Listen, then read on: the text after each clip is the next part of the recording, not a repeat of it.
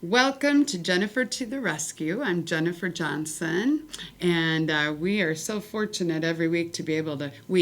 I am so fortunate to come in here and be able to share this wonderful. We are fortunate to see you. Thank too. you. To be here every week and share this wonderful.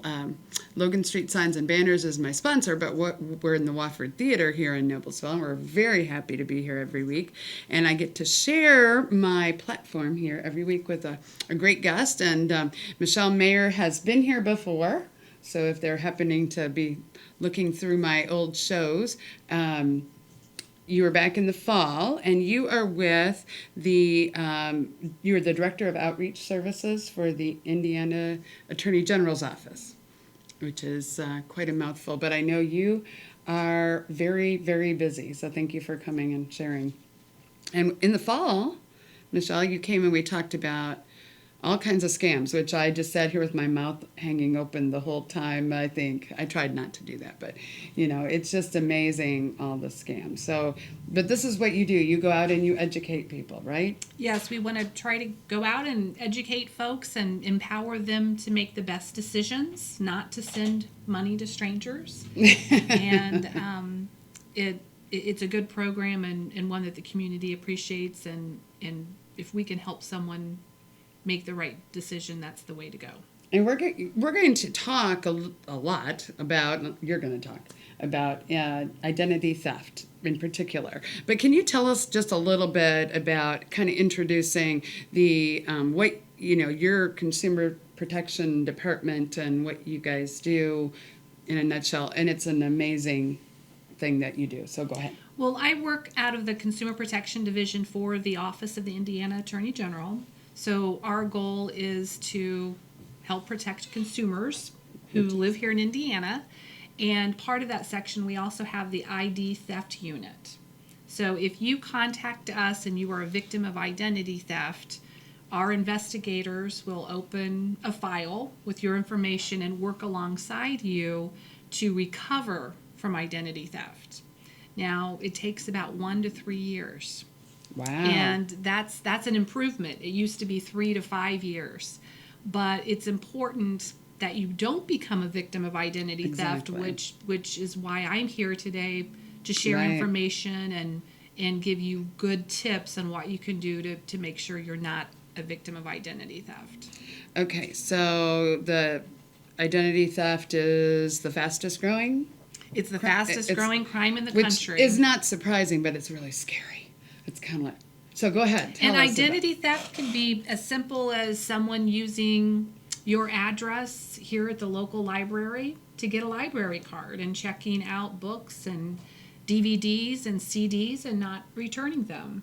And then you get a letter at your address saying that you owe the library a certain amount of money. Now that's a simple form of identity theft.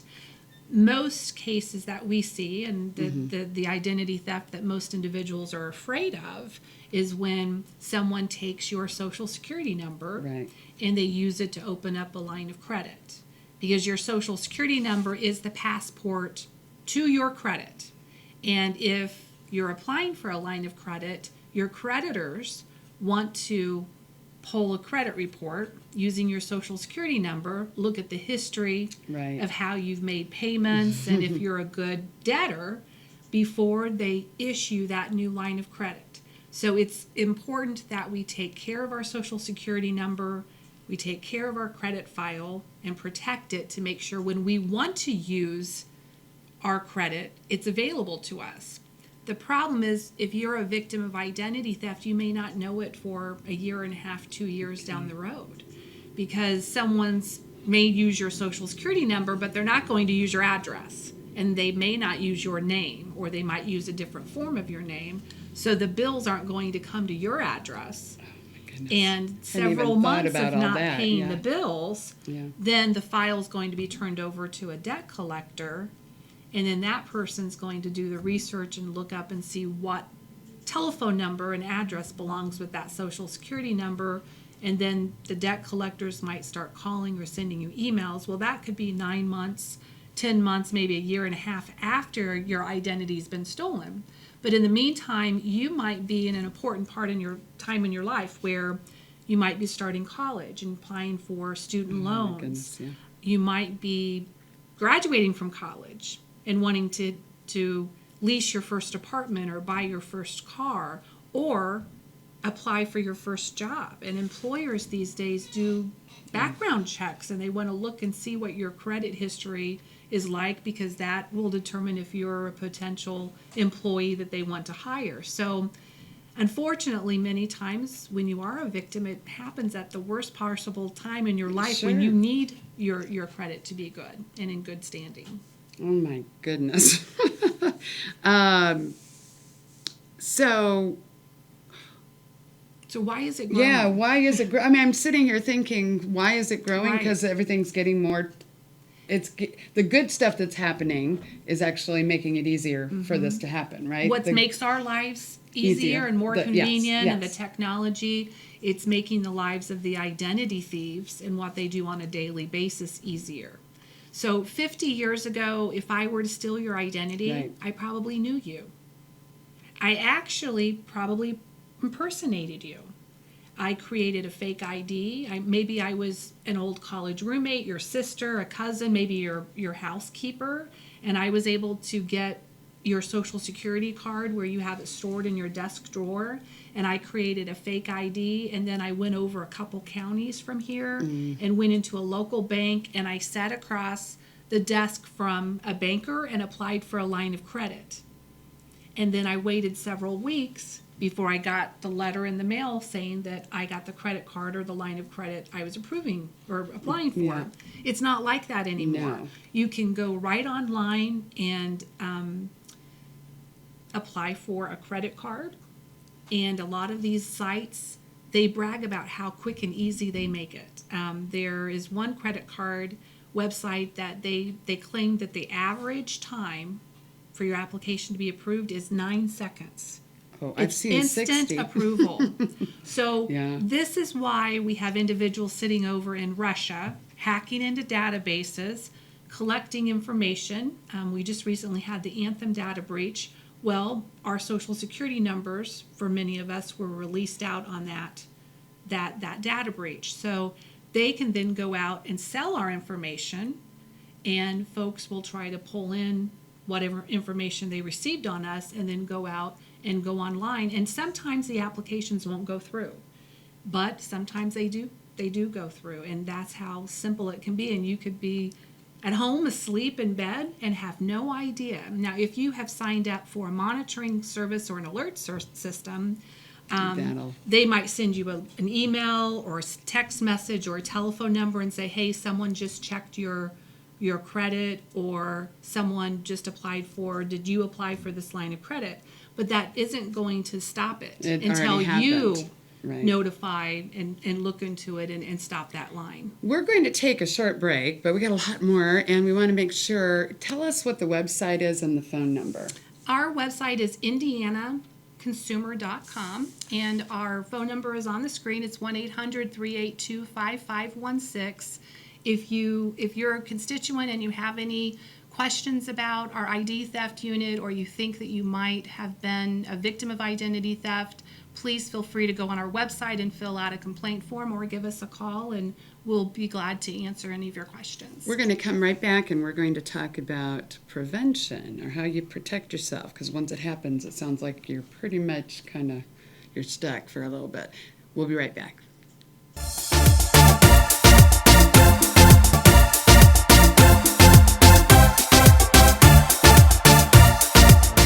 You know, when Margaret and I decided to sell the old estate here, we had only one choice in signage: Logan Street Signs and Banners. Conveniently not located on Logan Street anymore, but rather located on 10th Street on the south side of Noblesville. Well, we sold the old beauty, and we were able to buy this wonderful estate. And we had so much money left over, I was able to buy this beautiful 1968 Eldorado Cadillac for Margaret. Only 472,000 miles.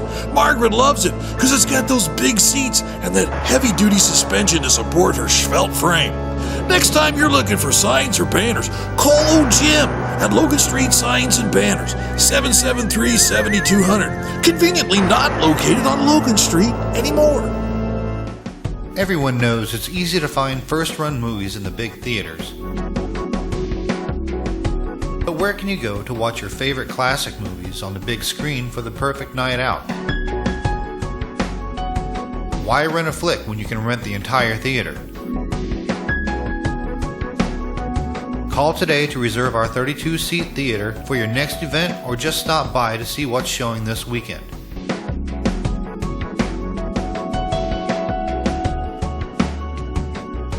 The 14 by 7 foot screen and the high quality digital surround sound system offers all the amenities you would expect from the big theaters, with a laid back atmosphere and comfortable seating of your own home. Wofford Theater at 1744 South 10th Street in Noblesville gives you the classic movies you want with a big theater experience.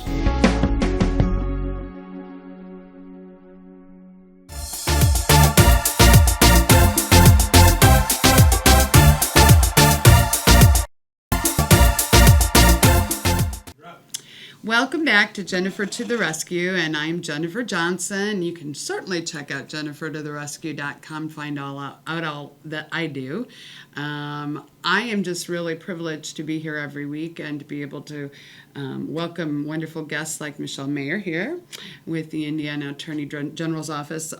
We thank Logan Street Signs and Banners for being our sponsor and not conveniently located on Logan Street anymore, I guess. Is that the way we do it? And the Wofford Theater, we're here at the Wofford Theater, and we're just really getting into this. So we're talking about ID theft, Michelle, and you're talking about, how it's changed and it's on the rise, but now we're talking about prevention. Well, I talked earlier about how your social security number is pretty much the passport to your credit file. Right. And someone might have the same name that you have, and they live in a different part of the country, maybe even live at the same address, but no one has the same social security number as you do. So that is the one identifying Right. Okay. personal bit of information about each of us that the credit files use to make sure they're pulling our credit file. So you want to make sure that you protect that number. And part of that is also just checking and seeing how that number's doing. And just like you go to the doctor every year and have a checkup and get your blood pressure checked, you want to go out every year with the three credit reporting agencies and check and see how your social security number is doing by pulling a credit report. Okay. Now, there's some confusion around these free credit reports that we are entitled to, because as a resident of Indiana, you are entitled to 3 free credit reports. So one from TransUnion, Equifax, and Experian. So there's 3 reporting agencies. Do not contact them directly. They will charge you $15. Oh. The only place to get your free credit report is annualcreditreport.com.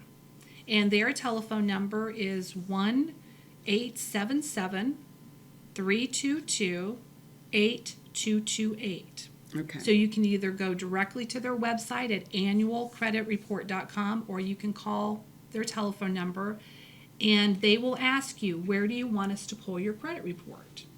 And you can pick one of the reporting agencies. And what I personally do is I space it out throughout the year. So I'll call and I'll ask for one from Equifax. And I write down the date, and then I wait 4 months and I call back and ask for one from Experian. I wait 4 months and then call and get TransUnion. And then 4 months later I'm back to the beginning and I'll start with sure. Equifax Okay. again. So that way I'm monitoring my social security number throughout the year instead of pulling all 3 reports on the same day. So if you go to the website, you can view the report right on your computer screen. If you want to print it out, make sure you have lots of ink and lots of paper in your printer, because it might be 20, 30 pages long. If you call them, they will mail the report to you. So what you want to do is take a look at that report, make sure every listing of your name is accurate, any middle initials, any maiden names, any addresses that they have listed, make sure those are addresses that you actually resided at. Then go down to the middle of the report, look at every line of credit, whether it's opened or closed, your mortgage, your car payment, any student loans, any credit cards will be listed in that section.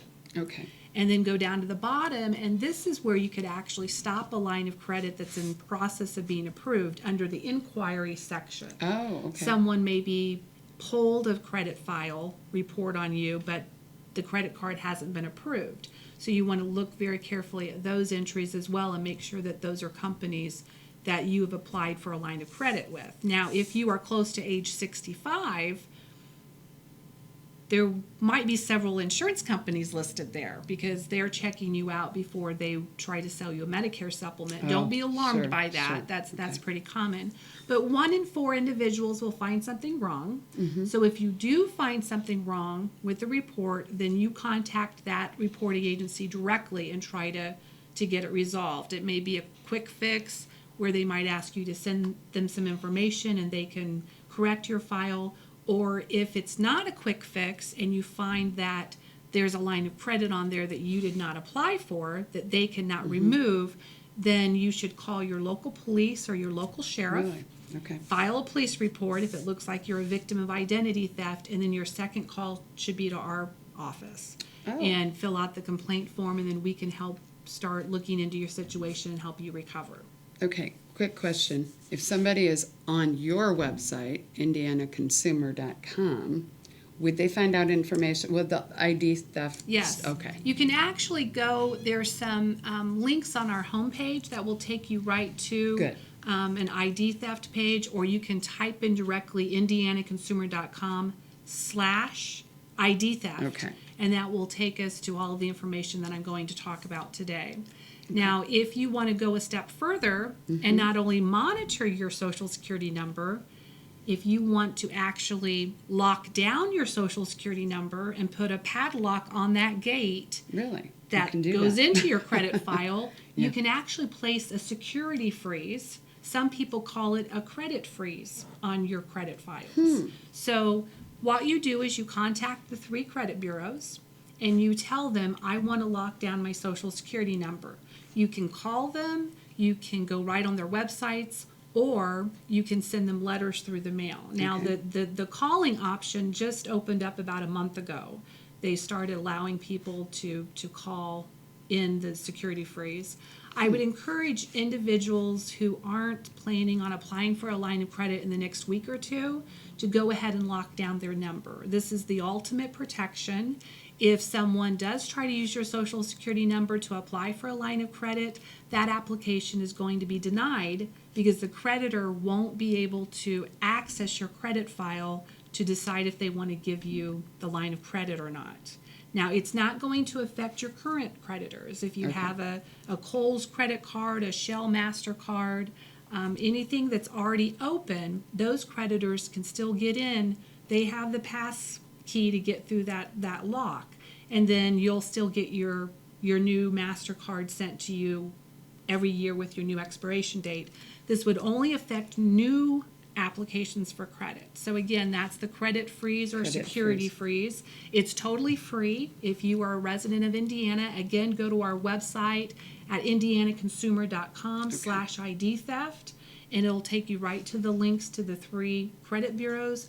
And they also we have the telephone numbers directly for the bureaus as well. Does that interfere, though? I mean, what happens if you are applying, like, you put that freeze on there and a couple of weeks down the road, you say, oh, yeah, I want to... Not a problem. You Okay. can lift the freeze, and Okay, that is you totally can. free as Okay, well. okay. When you place the freeze, they will give you a PIN number for each of the 3 bureaus. You want to keep that information safe in a see. security freeze folder, and when you want to lift it, you have to have that PIN number to contact the credit bureaus, and that freeze is lifted. They lift it within 15 minutes. Okay, So it is not a problem. And I think that sounds like the winning it idea. is the ultimate protection. I would really encourage each of your viewers to consider doing And that. it's called a freeze your credit, or what was A it? security freeze Security or freeze. a credit freeze. So it's Credit going freeze. to freeze your credit file from any new applications. Okay, well, we're going to take a short break.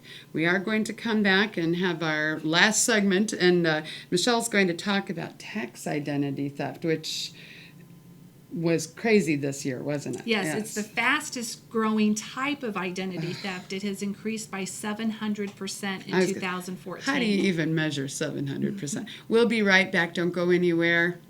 Thank you.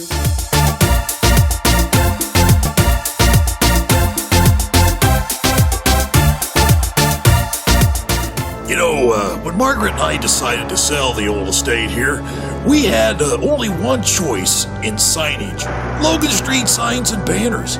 Conveniently not located on Logan Street anymore, but rather located on 10th Street on the south side of Noblesville. Well, we sold the old beauty, and we were able to buy this wonderful estate. And we had so much money left over, I was able to buy this beautiful 1968 Eldorado Cadillac for Margaret. Only 472,000 miles. Margaret loves it because it's got those big seats and that heavy-duty suspension to support her svelte frame. Next time you're looking for signs or banners, call old Jim at Logan Street Signs and Banners, 773-7200. Conveniently not located on Logan Street anymore. Everyone knows it's easy to find first-run movies in the big theaters. But where can you go to watch your favorite classic movies on the big screen for the perfect night out? Why rent a flick when you can rent the entire theater? Call today to reserve our 32-seat theater for your next event, or just stop by to see what's showing this weekend.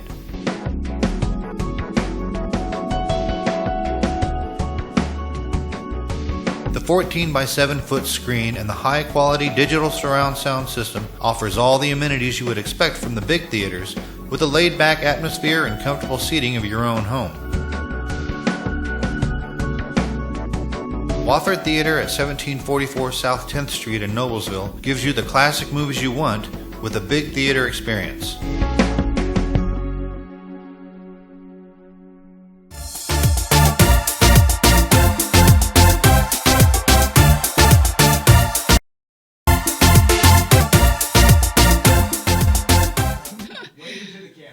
Hello.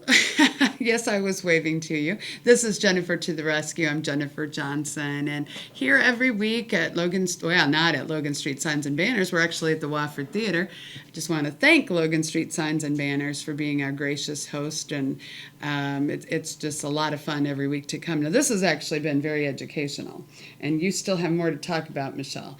And Michelle is actually with you're the Director of Outreach for the Indiana Attorney General's Office. And that's the Consumer Protection Division, correct? Okay. Yes. And we were talking about identity theft, which, thank you for all the information, but we're talking about what? Tax Identity theft. Unbelievable. So tax identity theft is when someone files taxes using your personal information, mainly your social security number. So we talked a little bit earlier about how the social security number is the passport to your Right. credit. It's also your identification with the Internal Revenue Service and with the Social Security Administration that keeps track of your payments in salary and what you pay in taxes. So when someone files taxes using your information, then you're not able to file taxes when it comes time to filing your taxes. Hey. And there's a couple different ways that an identity thief can go about this. They can either get a hold of your tax files from a previous year and create fake 1099s and fake W-2s using the same information that you used, so the same employer that you had reported the year before or whatever income. Or they might just create a totally new bogus form and nothing's going to line up because they don't have your previous tax forms. But I will guarantee you that the similarities between the two types, they always get a big refund. So no matter whether they're actually stealing your information and using everything and mirroring what you had reported the year before, or just creating a bogus form and making up employers and income, it's always guaranteed that they're going to get a big refund on that return. And with the conveniences now with how tax refunds are paid to you, either with direct deposit into your bank account or through these prepaid debit cards, most of these fraudulent returns, they request the prepaid debit cards. And ironically, the IRS has detected that many times there might be hundreds of prepaid debit cards going to the same address. So what we've seen is This is actually a new profession for identity goodness. thieves. Yeah. There's actually groups and gangs of individuals down in Florida that this is what they do. They train individuals, it's like a little school down there, on how to steal individuals' identities through tax returns. They actually teach them how to set up the fake W-2 forms, the 1099s, which is very easy these days with computer design abilities that we have. So what can you do to prevent tax identity theft? Tell Because us the what we're- security freeze and the credit freeze isn't going to do that. That's going to protect Right. new lines of credit. Well, there's not much you can do except common sense things. So you want to file your taxes just as soon as you can. And I know that a lot of businesses and our employers aren't required to give us those W-2s and those 1099s till the end of January. And I think some companies have till the end of February. But you want to collect your tax information just as soon as you can and get those taxes filed. Even if you owe money, what you can do is not have that withdrawal come out of your account until April 15th. But go ahead and get that form put in just as soon as possible. The second thing you can do is if you are using an outside preparer, make sure you really check them out. Make sure that they're a legitimate company. They're not just set up, in a strip mall somewhere just for a few weeks. And really talk to that person before you hire them. Ask them, how are you storing my tax files? Are you storing them electronically? How are you protecting them? Are you storing paper copies? Are they under lock and key, and who has access to them? And also ask them if they're vetting their employees. Are they doing background checks on the individuals that are working the front desk or answering the telephone? Anyone who might have access to your information, make sure you really check that out. Okay. Another thing that you want to make sure that you don't do, if you are preparing your taxes electronically with a computer software program at home, don't store those files on your hard drive. Go to Costco, Staples, and any office supply store. You can purchase a removable hard drive that you can plug into the USB port on your computer, drag those IRS tax files and your state tax forms over into that device, and don't store those on your computer. That is how tax thieves or identity tax thieves can get the real specific information on your forms to duplicate and mirror previous forms, either going to your tax preparer and getting that information off past forms, or going through your computer and collecting that information. And they're very savvy at how they do this. If they send you a fraudulent email pretending to be the United Parcel Service or FedEx, and they tell you that you have a package that they couldn't deliver the day before, click on this link to see the information, that's a perfect example of how they can get into your computer and either load malware or some sort of a virus or a keystroke memorizer, and while they're in there, try to look for important documents like your tax files that they can go in and retrieve, and then use that information next year to file fraudulent tax returns on your behalf. How you usually find out that you're a victim is when you go to file your taxes online electronically, you'll get a message, we cannot accept your forms because you've already filed your taxes. Or this year we saw a lot of individuals at Ball State who were victims, 200 employees at Ball State University. Many of them had received these prepaid debit cards through the mail. Now, I don't know how the thieves messed up where they actually had the debit cards mailed to the home addresses of the victims, but they did in a few cases, and that's how they found out that they were victims. So be very careful and be proactive and try to get those tax returns filed as quickly as you can. So so much to take with us, so much to think about. I've got a list that you've already prepared for me, and you've got any one word of advice, just in general, identity theft, you've already said it, I think, about, what do we take? Protect yourself. Prevention is better. Be very stingy with your personal information. Yes. And from here on out, if somebody's asking you for name, address, telephone number, social security number, really step back and think, why do they need that information, and should I be sharing that with this person or this group? Yeah. Well, thank you very much. Thank you for tuning in this week. And definitely check out indianaconsumer.com for more information. They've got links on there probably to everything we've talked about and with everything we talked about last fall. Hopefully we can get you back in the fall again. I know that this is a never ending and it's just growing industry. It's hard to, I don't know if that's the right words, but thank you so much. Unfortunately, and I hope that this information will help protect your viewers. That's the goal. That's the goal. Thank you very much. This is Jennifer Johnson. Jennifer to the rescue. Go out and enjoy this lovely time of year and protect your personal information. We'll see you next week.